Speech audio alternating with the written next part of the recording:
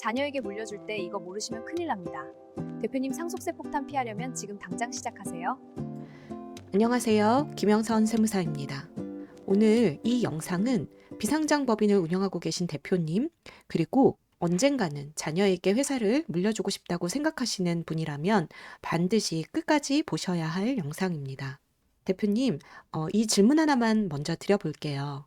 만약 오늘 갑자기 대표님께 예기치 못한 일이 생긴다면 이 회사는 과연 자녀에게 온전히 넘어갈 수 있을까요? 대부분 이렇게 답하십니다. 주식도 내가 갖고 있고 회사도 가족 회사인데 그냥 애한테 가겠지. 그런데요, 현실은 전혀 그렇지 않습니다. 상속세라는 거대한 장벽이 회사와 가족 사이에 가로막고 있기 때문입니다.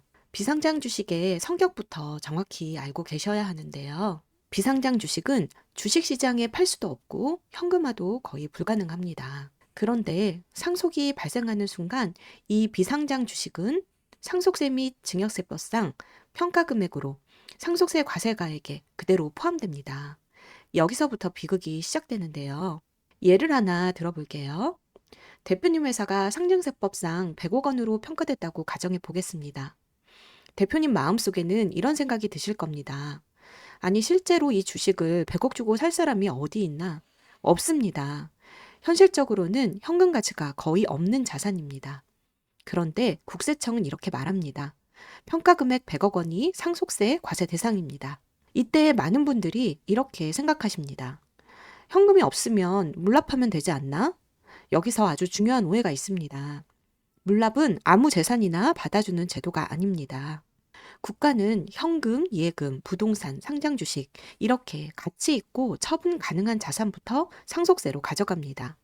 그리고 나서야 그래도 남는 세금이 있으면 어쩔 수 없이 비상장 주식이라도 받아주겠다. 이 순서입니다. 그래서 결과가 어떻게 될까요?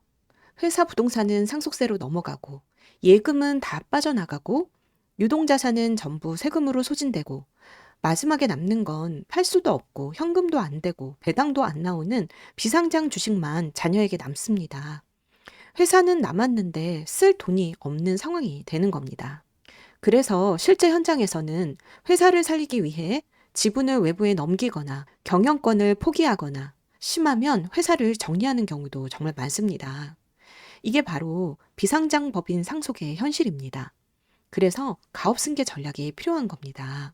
그래서 제가 대표님들께 늘 말씀드립니다. 비상장 법인의 상속은 그냥 세금 문제가 아닙니다. 회사의 생존 문제입니다. 이 문제를 제도적으로 해결할 수 있는 방법, 그중 강력한 수단이 바로 가업승계에 따른 주식증여 특례입니다. 이제부터는 왜 이 제도가 필수인지, 그리고 어떻게 활용해야 하는지 구체적으로 말씀드리겠습니다. 가업승계 주식증여 특례는 조세특례제한법 제30조의 6에 규정된 제도입니다.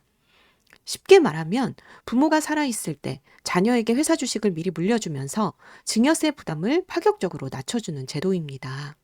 이 제도의 취지는 아주 명확합니다. 중소중견기업이 상속세 때문에 무너지지 않고 계속 사업을 이어가도록 돕자.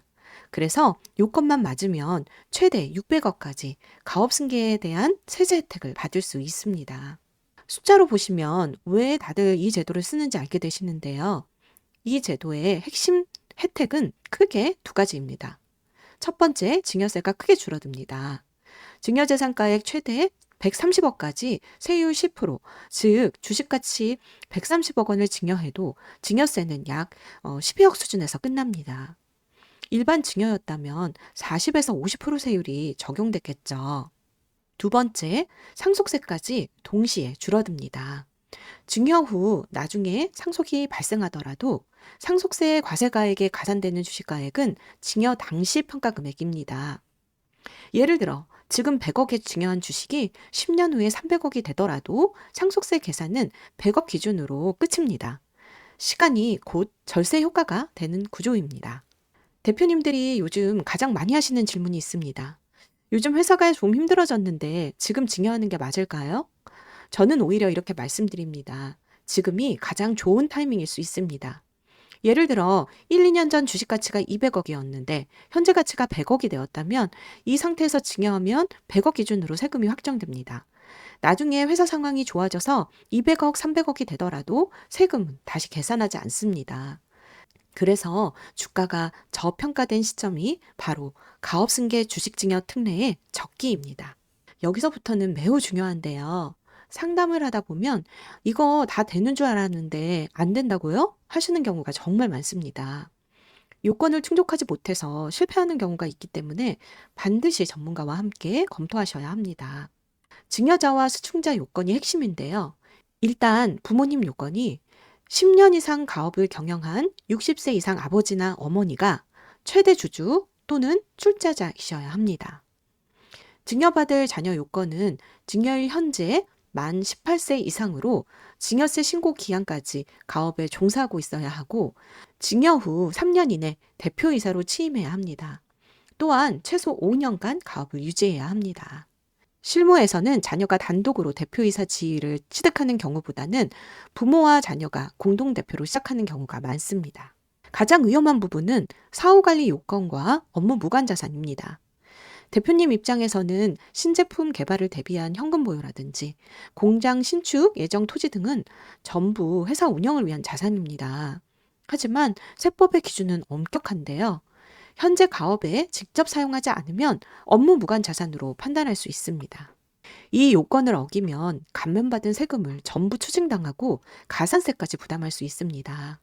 그래서 증여 전에 반드시 자산 구조부터 정리해야 합니다. 작년에 상속 증여세법 개정안이 통과되지 않으면서 많은 대표님들이 혼란스러워 하셨습니다.